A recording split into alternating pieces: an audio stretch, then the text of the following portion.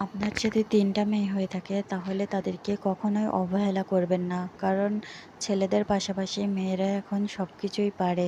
মেয়ে হয়েছে বলে তাদেরকে যত্ন করবেন না, আদর করবেন না, তাদেরকে ভালোবাসবেন না, পড়াশোনা করাবেন না, তাড়াতাড়ি বিয়ে দিয়ে দেবেন। এইগুলো মানসিকতা বাদ দেন। কারণ মেয়েরা যদি আপনি মেয়েদের সঠিকভাবে মানুষ করতে পারেন, মেয়েদের ভালোবাসা দিতে পারেন, যত্ন করতে পারেন, তাদের সবকিছুই করতে পারেন সুন্দরভাবে, তাহলে মেয়েরা কিন্তু আপনাকেও ভালোবাসবে, আপনাকেও যত্ন করবে। কারণ মেয়েরা হচ্ছে মায়ের জাত। আপনার ছেলেরা যেটা পারবে না মেয়েরা কিন্তু সেটা করে দেখাবে। এজন্য যাদের ৩ টা মেয়ে হয়েছে, ১ টা হয়েছে, ২ টা হয়েছে কিন্তু ৩ টা হলে অনেকেই তাদেরকে যত্ন করেন না, আদর করেন না। তাদেরকে অন্য চোখে দেখেন। এগুলো বাদ দেন। কারণ ৩ টা মেয়ে হচ্ছে আল্লাহর রহমত। ছেলে নেই এজন্য মন খারাপ করবেন না। কারণ ছেলে সন্তান সবার হয়। মেয়ে হয়েছে এজন্য অবহেলা করবেন না। কারণ মেয়ে হচ্ছে আল্লাহর রহমত।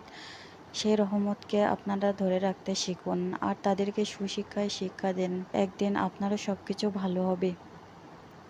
এই যে গল্প করতে, করতে আমি রান্না করছি। আমার আম্মুকে বলছিলাম যে, "আম্মু তুমি আজকে মুরগির মাংস রান্না করো।" অনেকগুলো আমাদের বাড়িতে মুরগি আছে কিন্তু মুরগির মাংস তেমন একটা খাওয়া হয় না।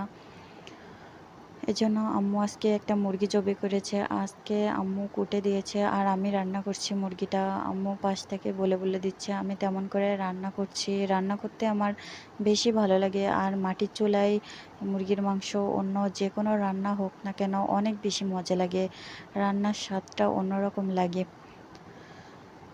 আর মুরগির মাংস দিয়ে কাঁঠালের বীজ রান্না করা। এখন যেহেতু কাঁঠাল হচ্ছে, কাঁঠালের বীজ দিয়ে এই মুরগির মাংস রান্না করতে আমার অনেক ভালো লাগছে। আর আম্মু তো বলে, বলে দিচ্ছে কেমন করে রান্না করতে হবে।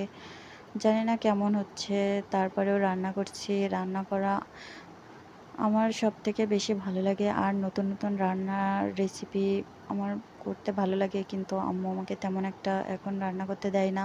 মাটির চুলায় রান্না করতে একটু কষ্ট হয়, তারপরেও অনেক ভালো লাগে। কারণ মাটির চুলায় রান্না করার মজাই অন্যরকম।